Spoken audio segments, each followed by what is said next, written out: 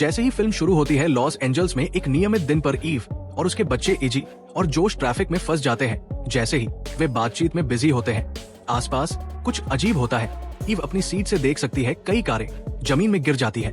वे जल्द ही महसूस करते हैं कि उनके नीचे की जमीन टूट रही है, जिससे एक सिंक होल बन रहा है। जब परिवार भागने की कोशिश करता है तो जोश एक छोटी लड़की की मदद करने के लिए रुक जाता है, लेकिन उसके बाद अपने परिवार के साथ नहीं रह पाता। वो अंतर्छेद में गिर जाता है। उसके बाद उसकी माँ नीचे जाने से कुछ सेकंड पहले ईव अपनी बेटी से कहती है कि वो उससे प्यार करती है। हमें इसके बीच में एक विशाल छेद दिखाता है। लोग से खोले में चले जाते हैं और आपातकाल की स्थिति घोषित कर दी जाती है कहीं। और ईव का पति गेविन अपने नियोक्ता के साथ बैठक कर रहा है। वो एक पूर्व सैन्य पायलट है जिन्होंने एक दुर्घटना के बाद अपनी नौकरी छोड़ दी थी। इससे उन्हें मानसिक आघात का सामना करना पड़ा। गेविन सिंक होल के बारे में खबर देखता है और अपने परिवार की तलाश के लिए साइट पर दौड़ता है। अंत में एक जाना पचा चेहरा देखकर इजी उसे गले लगा लेती है और उसकी बाहों में रोती है। गेविन का दिल ये जानकर टूट जाता है कि उसकी पत्नी और बेटा नहीं रहे। अचानक अजीब पक्षियों का एक झुंड सिंक होल से बाहर उड़ता है और आकाश में गायब होने से पहले भेड़ को देखता है। इस सीन में हम ई को एक खेत में जागते हुए देखते हैं। उलझन में वो चारों ओर देखती है और आकाश में एक हरी बत्ती देखती है। वो एक पत्थर के पास है जिस पर खून से सना हाथ है। फिर वो जोश के छेद में गिरने की चमक को याद करती है और उसे ढूंढना शुरू कर देती है। एक घास के मैदान को पार करने के बाद वो जंगल में पहुंचती है और एक आदमी से मिलती है जो उसके जैसा ही भ्रमित है। दोनों ने पास में धुआं उठते हुए देखा और ये देखने के लिए दौड़ पड़े कि ये क्या है। ईव अपने बेटे और अन्य बच्चे लोगों के साथ फिर से मिलती है। उन्हें जल्द ही पता चलता है कि वे आकाश में हरे रंग की लहर से गिरे हैं, लेकिन किसी को भी वापस ऊपर जाने का रास्ता नहीं पता है। समूह का नेतृत्व डॉक्टर सैम कर रहे हैं, जो सभी को भोजन और पानी इकट्ठा करके स्थिति से सर्वश्रेष्ठ बनाने के लिए कहते हैं। मैरी बेथ नाम के एक पुलिस अधिकारी को छोड़कर हर कोई समूह के लिए अपना काम करता है, जो प्रोटीन बार के एक बॉक्स को छुपाने की कोशिश करता है। जब जोश उसे बाहर बुलाता है तो वो दावा करती है कि कठिन समय आने पर वे एक समुदाय के रूप में नहीं रह सकते। अचानक एक भेड़िया उनकी नजर में आता है और उन पर हमला कर देता है। जल्द ही जानवर के पीछे उसका झुंड आता है, जो बचे लोगों को अराजकता में भेज देता है। हर कोई निकटतम कारों के अंदर पहुंच जाता है, लेकिन ईव दो भेड़ियों के बीच फंस जाती है। टाई नाम का एक आदमी मरे हुए जानवर को गोली मारता है और उसकी जान बचाता है। हालांकि गोली जोश को भी लगी और उसे गंभीर चोट आई। उसे एक बस में लाया जाता है जहां सैम उसकी जान बचाने की पूरी कोशिश करता है। थोड़ी देर बाद वो और ईव एक एम्बुलेंस की तलाश में निकल पड़े, जो पहले भी छेद में गिर गई थी। उनकी अनुपस्थिति में सैम की बेटी रिले जोश की देखभाल करती है। लॉस एंजलास में वापस होमलैंड सुरक्षा विभाग के मुख्य वैज्ञानिक सोफिया जनता को एक आधिकारिक बयान दे रही है। वह दावा करती है कि छेद में गिरने वाले किसी भी व्यक्ति के बचने की कोई संभावना नहीं है, लेकिन वे अपने शरीर को निकालने की पूरी कोशिश कर रहे हैं। उसका भाषण सुनने के बाद गेविन को एक अजीब दृष्टि मिलती है, जहां वह ईव को चट्टान के पास हाथ के निशान के साथ देखता है। वो ई को बताता है कि उसे दुर्घटना के बाद से ये दृश्य मिल रहे हैं, लेकिन उसने हमेशा केवल खाली खेत और घास के मैदान ही देखे हैं। इस बार नजारा अजीब है क्योंकि वो अपने परिवार को उसी जगह देख रहा है जिसने उसे इतने लंबे समय से सता रहा है। इस बीच सोफिया की टीम एक ड्रोन को सिंकन में भेजती है, लेकिन जैसे जैसे ये हरी ती के करीब आती है, ये सिग्नल भेजना बंद कर देती है। बाहर गेविन को एक और दृष्टि मिलती है और इस बार दुर्घटनाग्रस्त जोन को देखता है। वह सोफिया को अपने सपने के बारे में बताने की कोशिश करता है, लेकिन वो उसे सिर्फ एक शोकग्रस्त परिवार के सदस्य के रूप में खारिज कर देती है। सिर्फ वही नहीं बल्कि इजी भी ऐसा ही सोचती है। गविन को पता चलता है कि उसके दावे पागल है, लेकिन अगर मौका है कि उसकी पत्नी और बेटा जीवित है तो वह उन्हें बचाने के लिए कुछ भी करेगा। वो घर जाता है और उन तस्वीरों की तलाश करता है जो उसने और ईव ने यात्रा पर ली थी, क्योंकि वो वास्तविक जीवन में पत्थर को प्रिंट के साथ देखना याद करता है। अपने आश्चर्य के लिए वो तस्वीर ढूंढता है और पता लगाता है कि पत्थर कहाँ है कहीं। और ईव और सैम अभी भी एम्बुलेंस की तलाश में है। जब वे टाई को इंजर देख पाते हैं, ईव ने उसे रोक दिया, जोर देकर कहा कि वो जीने के योग्य है, चाहे वो कुछ भी हो। टाई उनके साथ खोज में शामिल हो जाता है, क्योंकि जब वो पहली बार उतरा तो उसने एम्बुलेंस को देखा। लॉस एंजलास में वापस गेविन चट्टान को ढूंढता है और अधिक सुराग देखने के लिए उसके के चारों ओर खुदाई करना शुरू कर देता है। इसी को लगता है कि उसके पिता पागल हो गए हैं, जब तक कि उन्हें ईव की अंगूठी उस जमीन पर नहीं मिल जाती जिसे वो अपने गले में पहनती थी। फिर ईव और समूह अंत में एक खाली मैदान में एम्बुलेंस पाते हैं। वो वाहन पर हॉलीवुड के पहाड़ी चिन्ह और उनके सामने की पहाड़ी को देखती है। दोनों एक जैसे दिखते हैं, जिसका अर्थ है कि वे अभी भी एले में हैं। लेकिन अतीत में जब मनुष्यों ने अभी तक इसकी खोज नहीं की है, अचानक उन पर एक बाघ द्वारा हमला किया जाता है, जो उन्हें ट्रैक से खदेड़ देता है। सैम एक पहाड़ी से नीचे गिर जाता है, लेकिन एक जानवर के द्वारा पीछा किए जाने के दौरान अन्य दो बाघ के जाल में गिरने से पहले वे हमला करने से कुछ ही सेकंड दूर होते हैं। ये स्पष्ट रूप से एक आदमी द्वारा बनाया गया है, जिसका अर्थ है कि वे यहाँ अकेले लोग नहीं हैं। अगले कुछ घंटों के लिए वे सैम की तलाश करते हैं और उसे पहाड़ी के तल पर लेटा पाते हैं। उसकी पीठ में चोट लगी है, लेकिन वो अभी भी होश में है। उन्हें तुरंत शिविर में वापस जाना होगा, क्योंकि अब तक जोश का घाव संक्रमित हो चुका है। जब सैम को पता चलता है कि वो समूह को धीमा कर रहा है, तो वो दूसरों को पहले जोश के पास जाने के लिए कहता है। टी को उस आदमी की देखभाल करने के लिए छोड़ देती है, जबकि वो अपने दम पर शिविर में लौटती है। इस बीच मैरी बेद को ट्रंक के अंदर ड्रग्स के साथ एक कार मिलती है और लगता है कि ये किसकी है। वो लोगों से हरे रंग की जैकेट वाले लड़के के बारे में पूछने लगती है। इस दौरान उसकी मुलाकात वेरोनिका नाम की एक लड़की और उसकी बहन लिली से होती है। कल हमले में वेरोनिका के पिता की मौत हो गई थी और उसके शरीर को जानवरों ने खींच लिया था।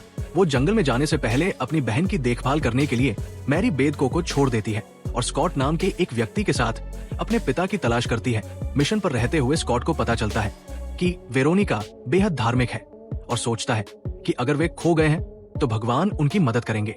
जल्द ही तीफ शिविर में आती है और अपने बेटे को एंटीबायोटिक देती है। उसका घाव भी सिल दिया जाता है और उसका तापमान स्थिर होने लगता है। इस बीच गेविन टीवी पर एक डॉक्टर को सिंक होल के बारे में बात करते हुए देखता है। क्योंकि सोफी ने उसे गंभीरता से नहीं लिया, गेविन ने मदद मांगने के लिए डॉक्टर से मिलने का फैसला किया। शुरू में डॉक्टर को संदेह हुआ, लेकिन वो गेविन को मिली अंगूठी की कार्बन डेट के लिए सहमत हो गया कहीं, और सोफी को गेविन की योजना के बारे में पता चलता है और वो उसे बेस पर बुलाती है। 9 साल पहले भी इसी तरह का एक सिंकल रेगिस्तान में बना था और उसी दिन उसी इलाके के आसपास डेविन का एक्सीडेंट हो गया था। कार्बन डेटिंग के परिणाम सामने आते हैं और कहा जाता है कि अंगूठी ईसा पूर्व से है, यानी पास से सभी सबूतों के कारण सोफी केविन पर विश्वास करती है और बचाव योजना तैयार करना शुरू कर देती है। वो उसे एक विशेष हवाई जहाज से मिलवा है, जिसे उन्होंने सिंकन में भेजने के लिए डिजाइन किया है। गेविन को इसे पायलट करने की अनुमति नहीं दी जाएगी, लेकिन उसके करीबी दोस्त लेवी को नौकरी के लिए बुलाया जाता है। बीसी में वापस वेरोनिका और स्कॉट एक तार गड्ढे में चलने के लिए ऊंटों के एक झुंड के पास आते हैं। स्कॉट उन्हें रोकता है और उनकी जान बचाता है। उसी समय वे वेरोनिका के पिता की लाश को पत्थरों से बने एक हथेली के प्रतीक के बीच में देखते हैं। जंगल में सैम और टाई लुकास नाम के एक आदमी से मिलते हैं। जब वे शिविर में पहुंचते हैं तो हमें पता चलता है कि लुकास मैरी बेद का बेटा है और एक ड्रग डीलर है। वे अच्छी शर्तों पर नहीं है, लेकिन मैरी बेद उसके लिए प्रोटेक्टिव है। रिलिस कट के साथ सैम और उसकी पीठ की चोट की देखभाल करता है। वे कारों में से एक में मिली दवाओं का उपयोग एनेस्थेटिक के रूप में करते हैं। जब स्कॉट लौटता है तो वो सभी को बताता है कि वे पास्ट में है। वो एक साइंटिस्ट है जो जानता है कि 1 महीने पहले तार गड्ढू से 8 अवशेषों को बचाया गया था। ये वही 8 ऊंट थे जिन्हें उसने पहले बचाया था। लुकास ने उस पर विश्वास करने से इनकार कर दिया और रास्ता तलाशने के लिए अपनी यात्रा पर निकल पड़ा। मैरी बेद उसका पीछा करती है और दोनों अंततः एक ऐसे जाल तक पहुंचते हैं जो निश्चित रूप से एक मानव द्वारा बनाया गया था। इस बीच ईव और ताय भी भोजन की तलाश में निकल पड़े, लेकिन शिकार करते समय उन्हें एक भालू मिल जाता है। ये उन्हें एक गुफा में ले जाता है जहां उनकी जान बच जाती है। हालांकि गुफा का रास्ता पत्थरों से रुका है और वे अंदर फंस गए हैं। अचानक लुकास और मैरी बेद उनके पीछे दिखाई देते हैं। गुफा में प्रवेश करने के लिए देशी व्यक्ति की तलाश करते हैं। वे जगह का पता लगाते हैं और अंत में एक रिवर के पास वाय बाहर निकलने का रास्ता तलाशने के लिए अंदर जाता है, लेकिन उसे एक बड़ा सरप्राइज मिलता है। हर कोई पानी में उसका पीछा करता है और दूसरी तरफ से 1 साल पुरानी लाश निकल आता है। ये स्पष्ट है कि आदमी उनके जैसे भविष्य से था और लॉस एंजेलिस में रहता था। समूह बाकी बचे लोगों से इसे गुप्त रखने का फैसला करता है। उन्हें बाहर खाने योग्य मशरूम भी मिलते हैं। दिन के अंत तक वे सभी के लिए भोजन के साथ शिविर में लौट आते हैं। उनका आनंद लेते हुए ई ने ईव को बताया कि उसे ब्रेन ट्यूमर है और उसके पास जीने के लिए लंबा समय नहीं है। उसने उम्मीद छोड़ दी थी, लेकिन सेंट होल ने उसे जीवन में एक उद्देश्य दिया है। भविष्य में लेवी और गेविन मिशन पर चर्चा करते हैं, क्योंकि लेवी इसके लिए तैयार हो जाती है। जाने से पहले वो कबूल करता है कि उसका ईव के साथ बहुत पहले संबंध था और दोनों एक खराब नोट पर अलग हो गए। मिशन नियंत्रण अपनी सांस रोककर उड़ान भरता है। हालांकि हरी बत्ती तक पहुंचने से पहले वे कनेक्शन खो देते हैं और विमान अतीत में दुर्घटनाग्रस्त हो जाता है। गेविन और इजी एक दूसरे को गले लगाते हैं, ये मानते हुए कि उन्होंने लेवी को भी खो दिया है। शिविर में रिले ने स्कॉट को धन्यवाद दिया क्योंकि उसने कार में मिली दवाओं का इस्तेमाल अपने पिता की मदद करने के लिए किया था। स्कॉट ये खुलासा करने से पहले तारीफ लेता है कि उसने उन्हें जंगल में कहीं दफना दिया था और उसे याद नहीं था कि कहाँ। अचानक हरी बत्ती बड़ी हो जाती है और लेवी के साथ वायुयान वायुमंडल में प्रवेश कर जाता है। सुबह में लुकास, ईव, जोश, कट और रिले विमान की तलाश में निकल पड़े। वे अंततः लेवी के पास आते हैं। वो उन्हें अपने मिशन के बारे में बताने से पहले ईव के साथ फिर से मिला समूह खुश है कि घर वापस आए लोग उनकी मदद के लिए कुछ कर रहे हैं। उसके बाद समूह दुर्घटनाग्रस्त हवाई जहाज की तलाश करता है जो अभी भी काम कर रहा हो। कुछ मिनट चलने के बाद वे दुर्घटना स्थल पर पहुंचते हैं और देखते हैं कि विमान में रेडियो और इंजन का कंप्रेसर टूटा हुआ है। अगर उन्हें सही हिस्से मिल जाते हैं तो लेवी इसे ठीक करने में सक्षम हो सकते हैं, लेकिन इस उम्र में पार्ट्स को प्राप्त करना असंभव लगता है। इसके बजाय वे शिविर में लौटने का फैसला करते हुए हवाई जहाज को जंगल में 3 मील दूर से एक संकेत मिलता है। ये उनके लिए बाहर निकलने का एकमात्र तरीका हो सकता है, इसलिए वे इसका पालन करने का निर्णय लेते हैं। इस बीच शिविर में लिली पर उसकी बहन वेरोनिका द्वारा किसी से बात करने से परहेज करने का दबाव डाला जा रहा है। निराश होकर वो जंगल की ओर भागती है और उसे कुछ भयानक दिखाई देता है। थोड़ी देर बाद जब सभी लोग इकट्ठे होते हैं तो उन्हें एक ऐसे व्यक्ति का शव मिलता है जो उनमें से एक था। लिली जानती है कि उसके साथ क्या हुआ, लेकिन वेरोनिका उसे किसी से बात नहीं करने देती। टीवाई, जो एक मनोचिकित्सक भी है, छोटी बच्ची की मदद करना अपना मिशन बना लेता है। वर्तमान में वापस लाभ भूकंप की चपेट में है। ये ज्यादा नुकसान नहीं करता है, लेकिन इसका कारण लेवी का हवाई जहाज दुर्घटना घोषित किया गया है। इस वजह से आगे कोई भी रेस्क्यू मिशन रुका हुआ है। गेविन जवाबी कार्रवाई करने के लिए सोफिया के कार्यालय जाता है, लेकिन पता चलता है कि वो छुट्टी पर है। इसके बजाय उसे रेबेका नाम की एक महिला के साथ उसकी एक तस्वीर मिलती है जो अन्य सिंगल कार्यक्रम का भी हिस्सा थी। वो मानता है कि उसके पास उसके सवालों के जवाब है और वो इंटरनेट पर अपना पता ढूंढती है। उसके बाद वो और ये रेबेका से मिलने के लिए ड्राइव करते हैं। अगली सुबह वे रेबेका के घर पहुंचते हैं और उसे सोफी के साथ ढूंढते हैं। वे बताते हैं कि जब आखिरी सी होल एक रेगिस्तान में दिखाई दिया तो वैज्ञानिकों के एक समूह को इसका पता लगाने के लिए अंदर भेजा गया था। हालांकि उनके बाहर आने से पहले ही हरी दरार बंद हो गई, जिसने उन्हें पिछले 3 वर्षों से ईसा पूर्व में फंसा लिया। जो समूह फंसा हुआ था उसमें सोफी और रेबेका के करीबी लोग शामिल थे, इसलिए वे बचाव अभियान जारी रखने के लिए अड़े हुए हैं, भले ही आलाकमान इसके खिलाफ हो। रेबेका ने गुप्त रूप से एक विमान बनाया है जो उन्हें फिर से सिंक होल में प्रवेश करने में मदद करेगा। इसमें ऐसे संशोधन है जो भूकंप का कारण भी नहीं बनेंगे। हालांकि उन्हें इसे गुप्त रूप से लॉन्च करना होगा और इसे गेविन द्वारा संचालित करना होगा। शिविर में टाई लिली के नीचे बैठ जाती है और उससे सवाल पूछती है कि उसने कल क्या देखा। वेरोनिका जोर देकर कहती है कि वो बोल नहीं सकती, लेकिन लिली ये कहकर उसे गलत साबित कर देती है कि उसने एक बूढ़े व्यक्ति को देखा जहां उसका शव मिला था। जैसे ही वो उन्हें ये बताती है, बूढ़ा उन्हें जंगल से देख रहा है कहीं, और लुकास को पता चलता है कि उसकी नशीली दवाओं का भंडार स्कट द्वारा छिपाया गया था और हर जगह उसका पीछा करता है क्योंकि ड्रग्स की कीमत बहुत अधिक थी। समूह अंततः एक किले जैसी जगह पर पहुंचता है जो स्पष्ट रूप से एक सभ्यता द्वारा निर्मित है।